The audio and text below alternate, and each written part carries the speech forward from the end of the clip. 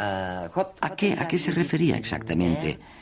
¿Y en qué punto estamos en cuanto a la información para crear otro ser humano? Lo fascinante de Thomas Willis y de su época es que sencillamente desconocían conceptos que ahora damos por sentado. Claro. Por ejemplo, no sabían nada del ADN. De nuevo, él solo hacía observaciones y buscaba explicaciones para las observaciones. Veía que los niños nacen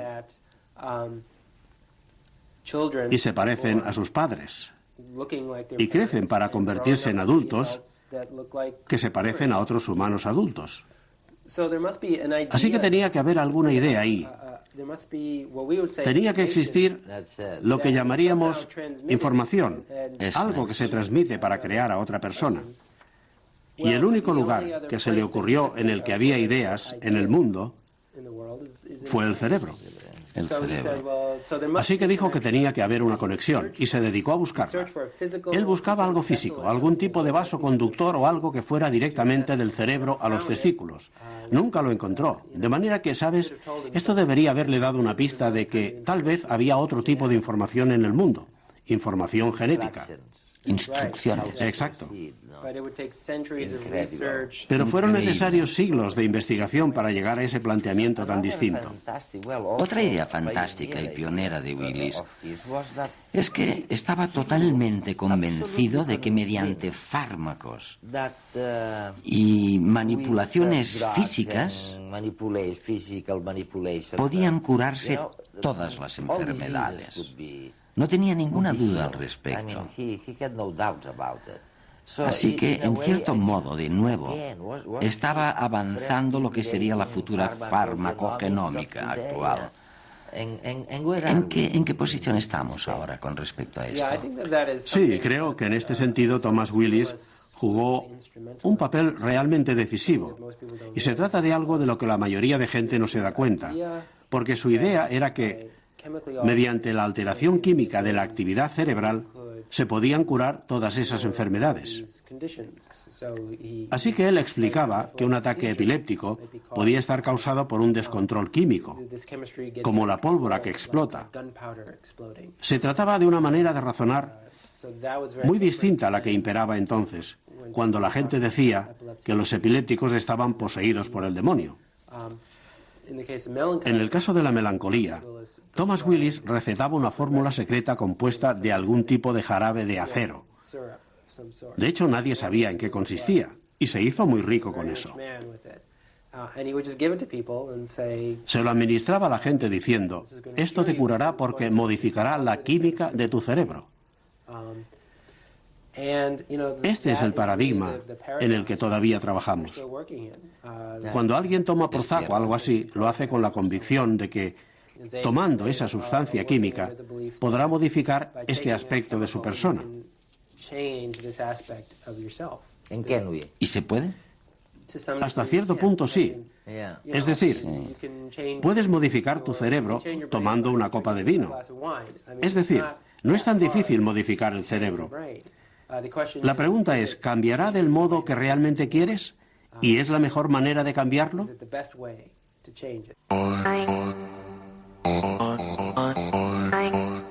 Thomas Willis fue uno de los primeros en abordar las enfermedades mentales desde una perspectiva farmacológica. Para él, los trastornos del cerebro se podían corregir manipulando los átomos que lo componen. Hasta el 1630, la melancolía, que actualmente llamaríamos depresión, se trataba con astrología, los 4 humores de Galeno y rezos a Cristo.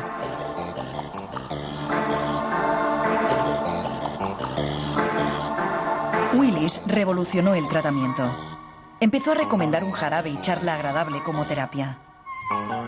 Y aunque los fundamentos eran correctos, la efectividad de su jarabe de acero y 100 pies triturados era más que dudosa. Según él, este tratamiento eliminaba los corpúsculos de sal y sulfuro de la sangre responsables de la melancolía.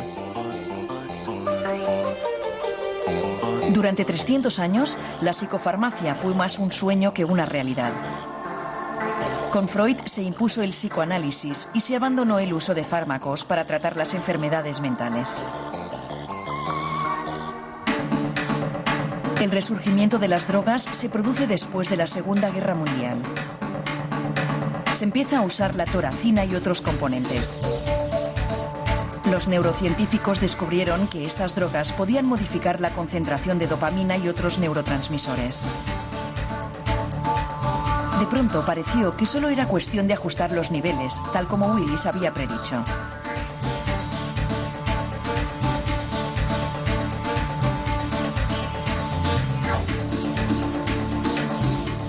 La fluoxetina, más conocida por su nombre comercial, Prozac, se utiliza actualmente para tratar la depresión y el trastorno obsesivo-compulsivo. Cuando salió al mercado en 1990, representó una revolución en la psicofarmacia por sus bajos efectos secundarios. No crea adicción y los efectos de una sobredosis no son muy graves. La fluoxetina actúa sobre el sistema nervioso central, concretamente sobre los niveles de serotonina. Se cree que la depresión está relacionada con un desequilibrio en los niveles de este neurotransmisor. Un bajo nivel de serotonina entre las neuronas provoca la depresión. La fluoxetina evita que las células capten serotonina, de modo que la cantidad de neurotransmisor entre las neuronas sea mayor. Como sucede con la mayoría de psicofármacos, se desconoce el mecanismo de acción preciso de esta molécula. Lo único que podemos ver son sus efectos. Willis se había hecho rico con sus tratamientos, pero probablemente no daría crédito a las cifras que estas moléculas movilizan a día de hoy. Solo los antidepresivos mueven más de 12.000 millones de dólares en los Estados Unidos. Actualmente existen drogas para una gran cantidad de trastornos. El modafinil mejora la memoria y levanta el ánimo. La ritalina se da a los niños para combatir el déficit de atención y la hiperactividad. Hay drogas para dormir y drogas para mantenerse despierto. Y a pesar de todo, las cosas tampoco han cambiado mucho desde los tiempos de Willis. Tomamos las pastillas que nos receta el médico para nuestras paranoias, aunque él, como Willis, no pueda explicar exactamente por qué funcionan.